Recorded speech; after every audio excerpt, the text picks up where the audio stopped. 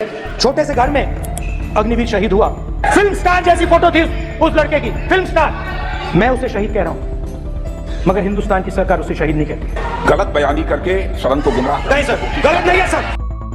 अजय कुमार के केस में क्या शहीद का दर्जा नहीं दिया गया? नहीं, शहीद का दर्जा नहीं दिया गया। उस घर को कंपनसेशन नहीं मिलेगी। हमारा कोई अग्निवीर का जवान शहीद होता है तो उसके 1 करोड़ रुपए की धनराशि सहायता के रूप में उसके परिवार को कराई जाती है। मारे जाने वाले अग्निवीर को उसको 1 करोड़ रुपया मिलता है। शहीद अजय सिंह जी के पिता ने मेरे रक्षा मंत्री के भाषण सुनने के बाद ये बयान दिया। ने कल यहाँ तक 1 करोड़ रुपए का चीज दे चुके हैं, कोई मैसेज ना कोई पैसा आया। सीमा पर एक ही दुश्मन से मुकाबला होता है, एक ही सेना के 2 जवान शहीद होते हैं। एक रेगुलर जवान है और एक अग्निवीर है। रेगुलर जवान के परिवार को पेंशन मिलेगी, कैंटीन की सुविधा मिलेगी, चिकित्सा की सुविधा मिलेगी, उसके बच्चों की पढ़ाई में रियायतें मिलेंगी, शादी में अनुदान मिलेगा, चक्र पुरस्कार मिलेगा, रेल हवाई यात्राओं में पास मिलेगा, छूट मिलेगी। क्या भारत सरकार इतनी गरीब है कि अग्निवीर को रेल यात्राओं के पास भी फ्री में नहीं दे सकती? 75% डिस्काउंट नहीं दे सकती? क्यों नहीं दे सकती है? क्या आप 1 करोड़ की राशि दिखाकर रेगुलर जवान और अग्निवीर में बराबरी कर सकते हैं?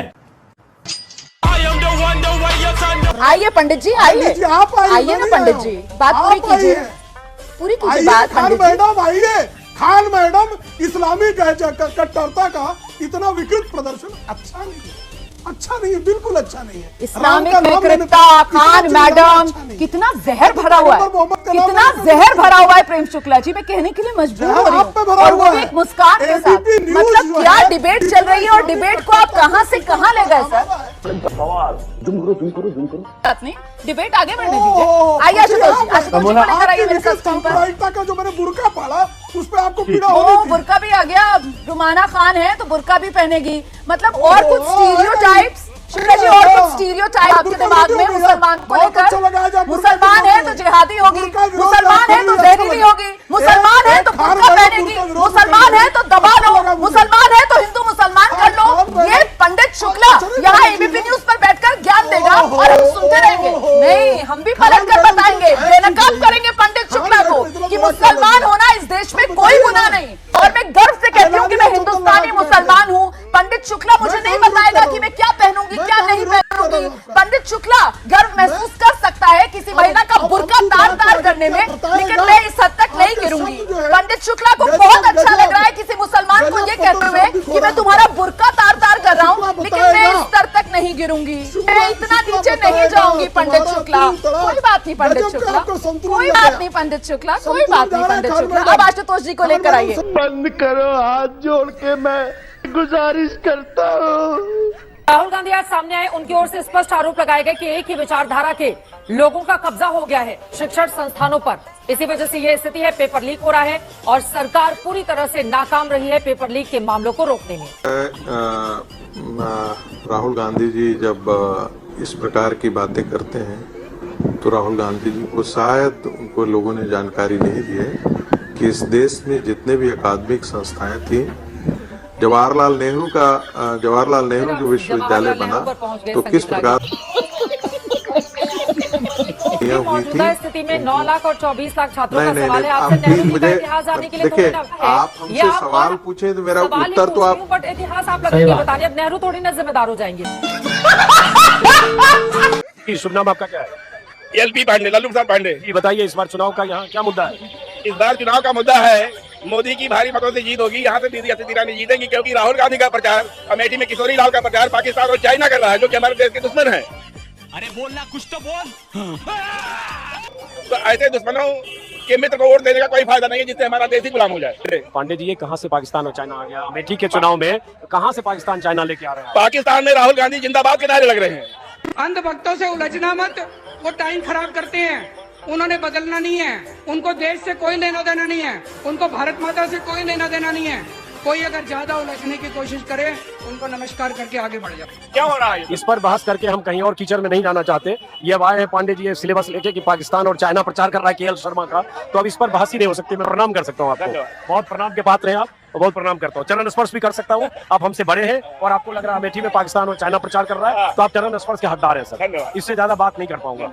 कौन है ये लोग, कहाँ से आते हैं? हमारे यहाँ ऐसा ही होता है। पहले एक बाप 5 औलाद को खिलाता था, लेकिन आज के टाइम में एक औलाद को खिलाने में दिक्कत आ रही है। 12 घंटे जॉब करके आ रही हूँ 6000 में। क्यों? महंगाई इतनी कर दी, मेरे पिताजी खिला ही नहीं पा रहे हैं मुझे। और कांग्रेस की सरकार में ऐसा कुछ नहीं था, इंसान को जॉब थी।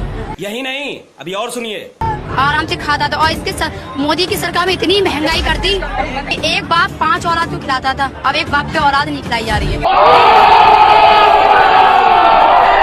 वाह मोदी जी, वाह वाह।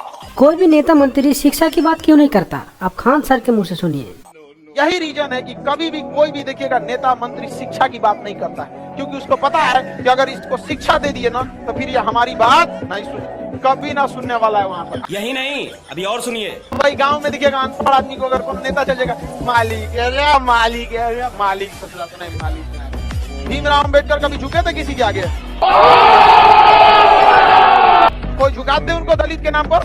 बढ़िया बढ़िया लोग छोड़ के खड़ा होते थे। जब संविधान सभा में भाषण देना चालू करते थे तो बढ़िया बढ़िया संविधान सभा में BN राव ही थे जो उनसे ज्यादा पढ़े लिखे थे। पूरी संविधान सभा इतनी उनकी काबिलियत थी कि गलत भी बोल देते तो लोग सही समझ जाते थे। आज भी अगर शिक्षित हो जाए लोग तो कभी कोई किसी को नहीं रोक सकता। गिरेगी यह दीवार, लेकिन थोड़ा सा समय लगेगा। बात तो सही है।